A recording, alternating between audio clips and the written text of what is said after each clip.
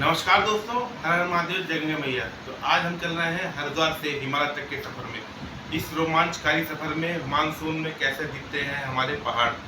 तो मैं आज जा रहा हूँ वैली ऑफ फ्लावर और हेमकुंड साहब।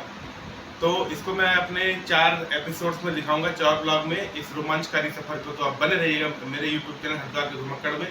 पहले एपिसोड में मैं दिखाऊंगा हरिद्वार से गोविंद घाट में कैसे पहुँचा।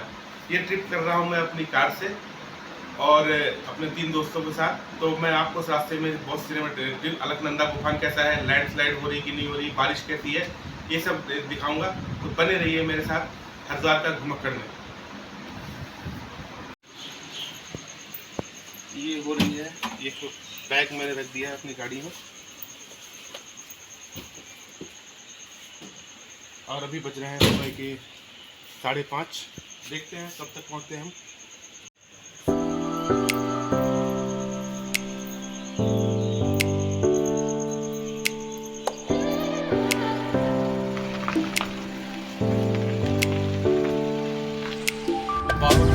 दोस्तों अब ये हल्की पड़ी का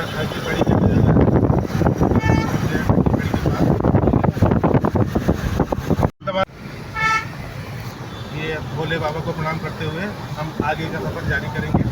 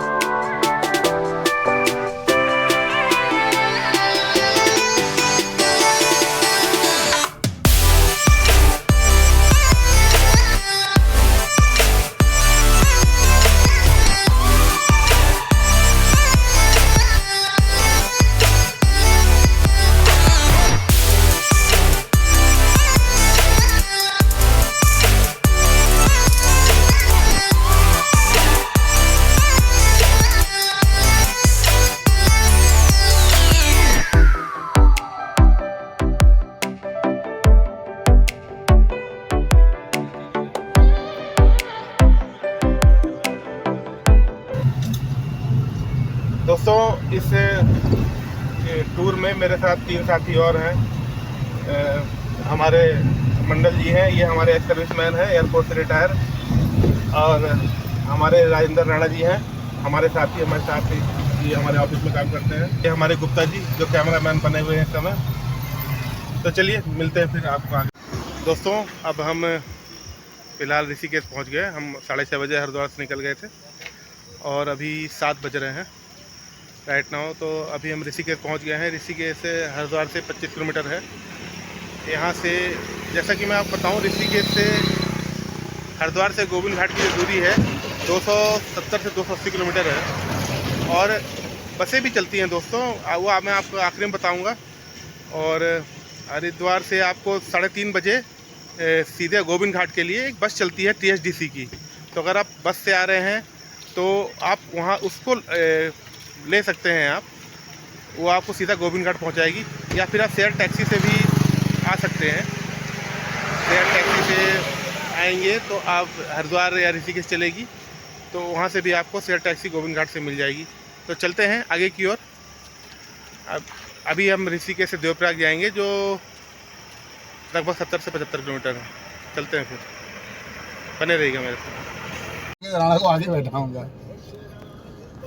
दोस्तों ये ऋषिकेश का रास्ता है। यहाँ से गंगोत्री और यमुनोत्री के लिए रास्ता कट जाता है। जो लेफ्ट साइड का जो रास्ता है वो गंगोत्री यमुनोत्री का जाता है, और जो राइट साइड में अपना केदारनाथ और श्री बद्रीनाथ जी के लिए रास्ता जाता है। जो हम गोविंद घाट जा रहे हैं वो भी बद्रीनाथ रूट में पड़ता है, बद्रीनाथ से कम 20-25 किलोमीटर पहले।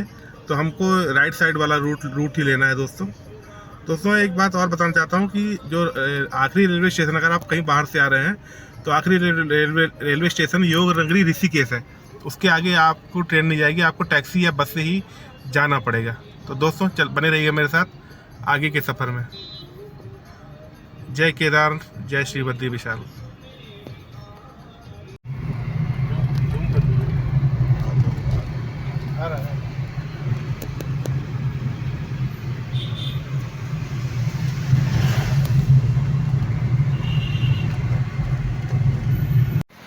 दोस्तों देखिए, ये हमारे साथ साथ गंगा जी लगी हुई है। गंगा जी पूरे प्रवाह पर है, प्रचंड वेग है इस समय, और पूरे प्रवाह पर पहाड़ों में ज़बरदस्त बारिश हो रही है, पूरे प्रवाह पर चल रही है। ऊपर हल्की हल्की धुंध है, आप देख सकते हैं। ये देखिए कितनी भयंकर तरीके से चल रही है गंगा जी। दोस्तों, अगर आपको पहाड़ देखने हैं तो आपको आना पड़ेगा बारिश में, रिस्क लेने पड़ेंगे आपको। और पहाड़ का असली मज़ा दोस्तों बारिश में ही है। आप देख रहे हैं हल्की हल्की धुंध है ऊपर। रिस्क तो है पहाड़ में, बारिश में रिस्क तो है, लेकिन असली मज़ा आपको बारिश में ही है, पहाड़ में। और मैं आपसे बताऊं, जो ऋषिकेश तक तो प्लेन है, और जो असली पहाड़ जो स्टार्ट होते हैं ऋषिकेश से ही स्टार्ट हो जाते हैं। ऋषिकेश से आपको गोविंद घाट तक पहाड़ दिखाई देंगे। अभी हम ऋषिकेश और ब्यासी के बीच रुके हुए हैं। वो मेरी गाड़ी खड़ी हुई है।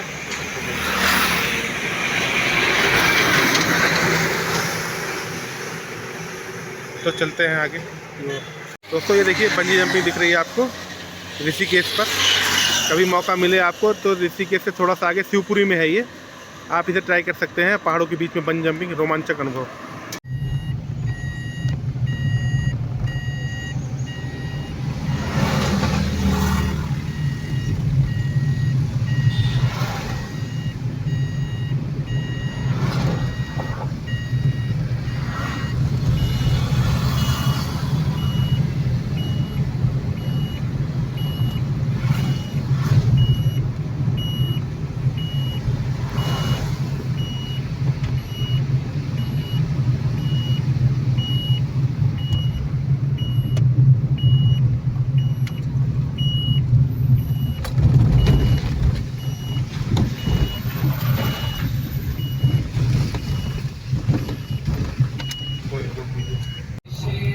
हो गया दोस्तों, ये है ऋषिकेश और ब्यासी के बीच में फेमस पुल, जो अभी नया बना हुआ है। यहाँ पर आप बहुत सारी डेस्टिनेशन वेडिंग होती है, फेमस है ये। जो नवविवाहित हैं उसके पहले ये यहाँ पर जो शादी वगैरह की शादी से पहले जो करते हैं प्रोग्राम, प्री वेडिंग हाँ बोलते हैं उसे, यहाँ पर होती है। बहुत ही सुंदर इसका दृश्य नज़ारा है यहाँ पर। बस दोस्तों, अभी ब्यासी पहुँच गए हैं, और ब्यासी में अभी थोड़ी दूर रुके हैं, जो ऋषिकेश से 20 से 25 किलोमीटर पड़ता है। ये ब्यासी ऋषिकेश से देवप्रयाग के रास्ते के बीच में है। अब यहाँ पर हम नाश्ता करेंगे। नाश्ता करने के बाद अपने आगे की जर्नी स्टार्ट करेंगे दोस्तों। अगर नाश्ता अंदर ले जाते हुए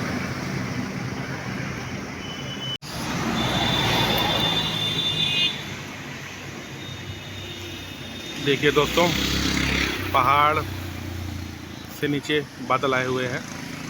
देखिए मानसून में ऐसा दिखते हैं हमारे पहाड़। ये देखिए क्या खूबसूरत नज़ारा है दोस्तों, अमेजिंग।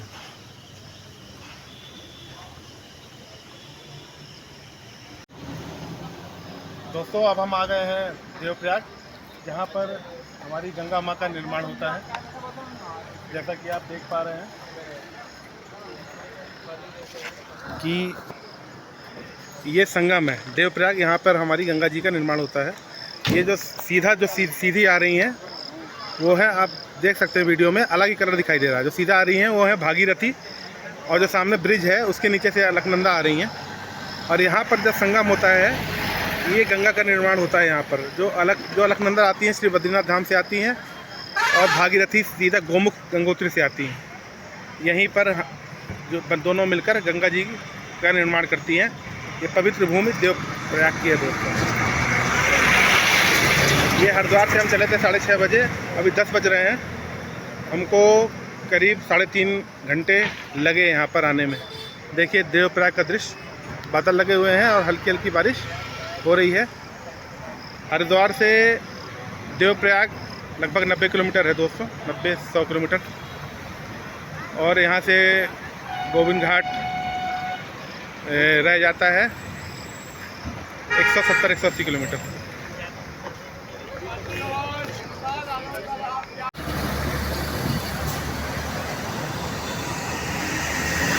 दोस्तों आप जैसे देख पा रहे हैं, ये आप यहाँ पर श्रद्धालुगण नहाते हैं संगम में।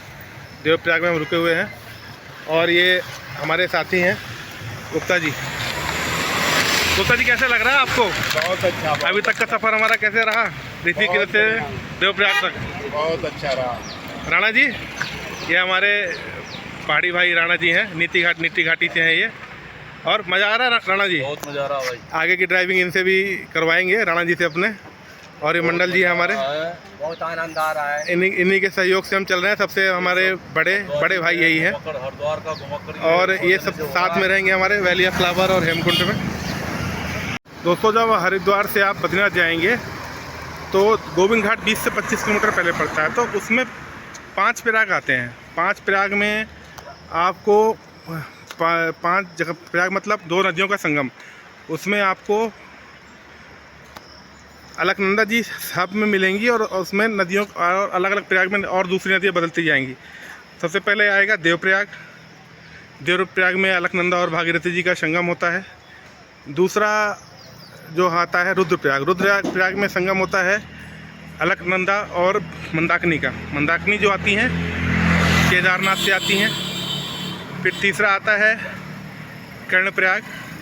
कर्णप्रयाग में पिंडर नदी और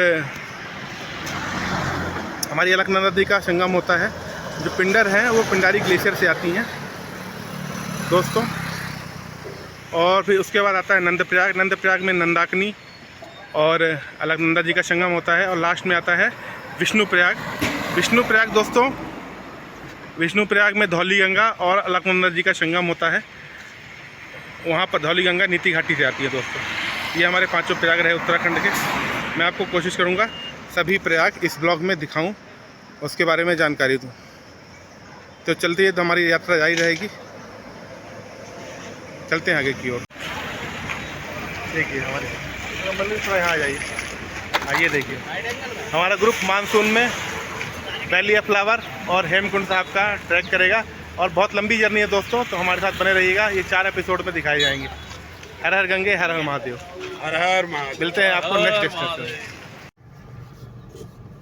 सही बना दो।